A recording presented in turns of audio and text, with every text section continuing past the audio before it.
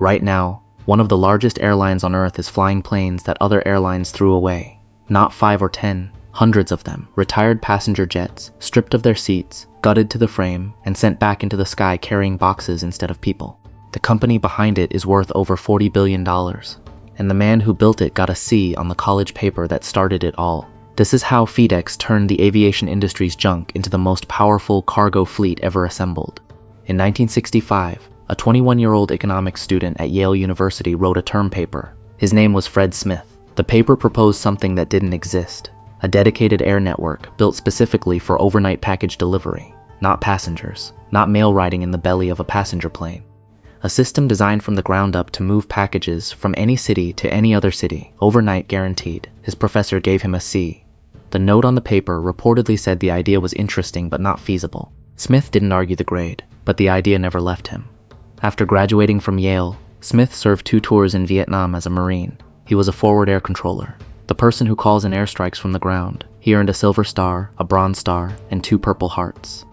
But what he really took from Vietnam wasn't medals. It was a deep understanding of military logistics, how the military moved parts, supplies, and equipment across impossible distances under impossible conditions.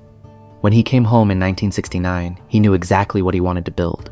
Smith raised $91 million, the largest private investment package in American history at that time. He added $4 million from his own inheritance, and in 1973, Federal Express launched from Memphis, Tennessee with 14 small jets and a radical idea.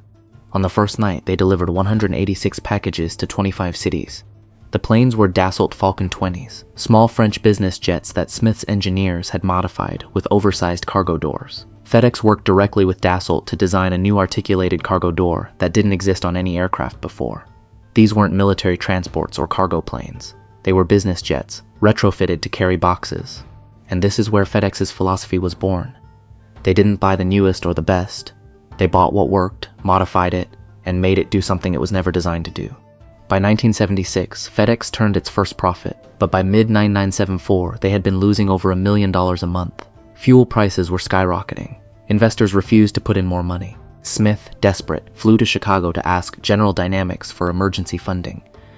They said no. On the flight home, Smith impulsively got off in Las Vegas. He sat down at a blackjack table and won $27,000.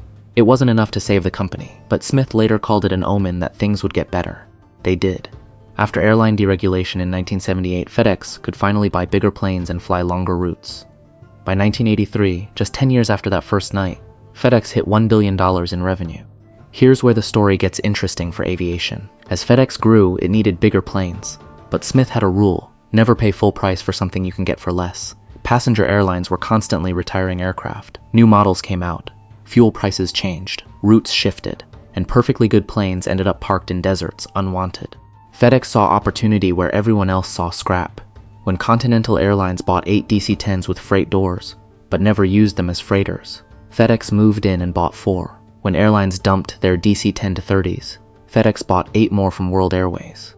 When they acquired Flying Tiger Line in 1988, one of the oldest cargo airlines in America, they got a dozen DC-8s in the deal. Smith even set up a secret intelligence unit. In 1982, FedEx created Federal Express Aviation Services, a team of analysts and software engineers who built a database tracking every aircraft transaction on Earth. They bought data from a small Swedish company with plane spotters stationed around the world. They pulled aircraft bills of sale from microfiche files at the FAA. FedEx knew the global aircraft market better than anyone. When a deal appeared, a struggling airline selling planes at a discount, a bankruptcy auction, a fleet retirement, FedEx was first in line. But buying old planes was only half the strategy. The other half was conversion. FedEx didn't just park these planes and load them with boxes, they rebuilt them. The DC-10 became the MD-10, a FedEx-specific upgrade that replaced the old cockpit with a modern glass cockpit and eliminated the need for a flight engineer. 72 aircraft went through this conversion. Passenger Boeing 757s were stripped of every seat, every overhead bin, every lavatory. The cabin floor was reinforced. A large cargo door was cut into the fuselage. What was once a 200-seat passenger jet became a flying warehouse. In 2007, FedEx announced a $2.6 billion plan to acquire over 80 used Boeing 757s from airlines around the world and convert every single one into a freighter. These planes had flown for British Airways, American Airlines, United, carriers that had moved on to newer models. FedEx took them, rebuilt them, and put them back to work. The economics made perfect sense. Cargo doesn't care about legroom. Packages don't complain about turbulence.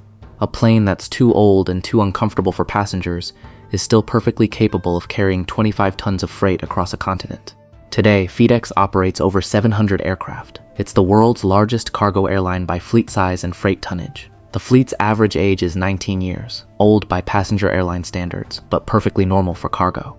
The oldest wide-body jet in the fleet is an Airbus A300 built in 1988. It still flies domestic routes between Memphis, New York, and Grand Rapids several times a week. The oldest narrow-body is a Boeing 757 built in 1983.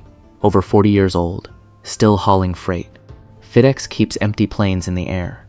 5 aircraft fly overnight routes with little or no cargo, just sweeping across America in case freight needs to be picked up somewhere unexpected. They call them sweep flights. No passenger airline would dream of flying empty planes on purpose. But FedEx isn't in the passenger business. Their product is the guarantee. And the fleet keeps evolving.